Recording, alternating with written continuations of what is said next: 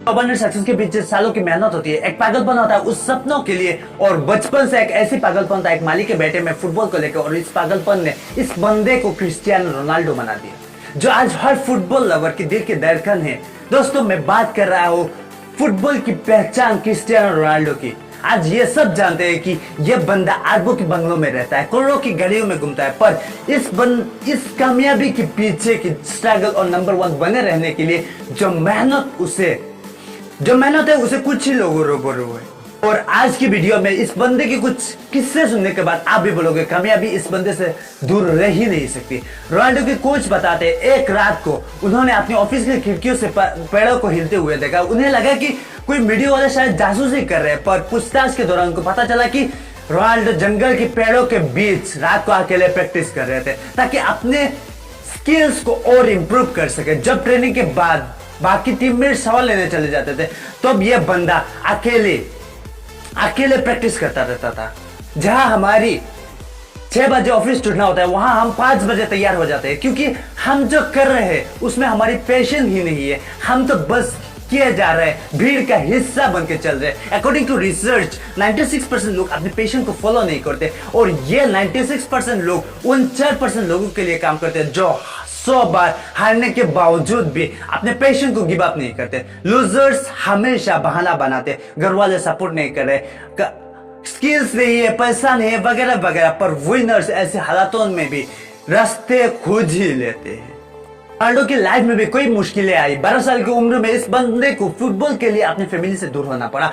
15 साल की उम्र में हार्ट प्रॉब्लम की वजह से डॉक्टर ने उन्हें फुटबॉल खेलने में मना कर दिया, पर अब तक तो ये गेम उस बंदे की जान बन चुकी थी।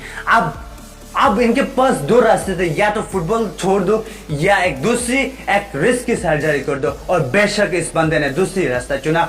इससे उभरे नहीं थे तभी दूसरा पहाड़ टूट पड़ा। ज्यादा शराब पीने से उनके पिता की देहांत हो गई, जिससे रोनाल्डो को बहुत सदमा पड़ा।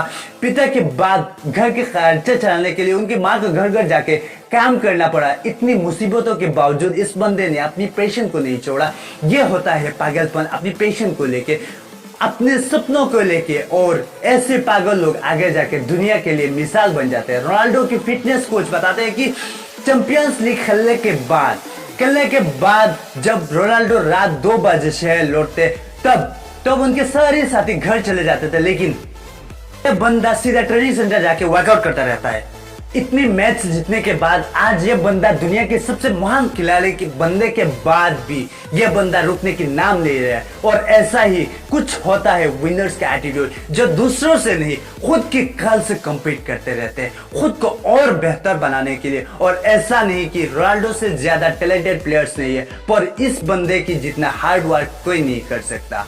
आज इसी हार्डवर्क की बदौलत कामयाबी इनकी कदम चुनती है। दोस्तों नंबर 1 बनना जितना मुश्किल है उसमें टिके रहना उससे भी मुश्किल काम है। हर पल, हर दिन, हर लम्हा नए प्लेयर्स आते हैं जो काफी टैलेंटेड होते हैं, जिनसे compete करना काफी मुश्किल हो जाती है। लेकिन आज याद कीजिए, वो बंदा आज इतने साल से नंबर 1 बने रहे, और क्योंकि वो सब कुछ करता है जो उनको नंबर 1 बना के रखे। एक दोस्त कहते हैं कि वो एक दिन एक रात को मैच के बाद रोनाल्डो के साथ अपने घर चले गए, और जब डिनर के बाद उनको लगा कि वो सोने जाएंगे, लेकिन डिनर के बाद उस बंदे ने देखा कि रोनाल्डो फुटबॉल को लेके फील्ड पे चले गए प्रैक्टिस करने के लिए।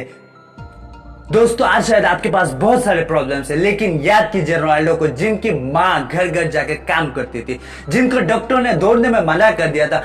क्या आपकी प्रॉब्लम्स इससे ज्यादा है? अगर नहीं है तो बहाने बनाना छोड़ दो और अपने सपनों को की तरफ बढ़ते रहो। दोस्तों, याद रखना, एक दिन यह दुनिया आपको भी याद करेगी।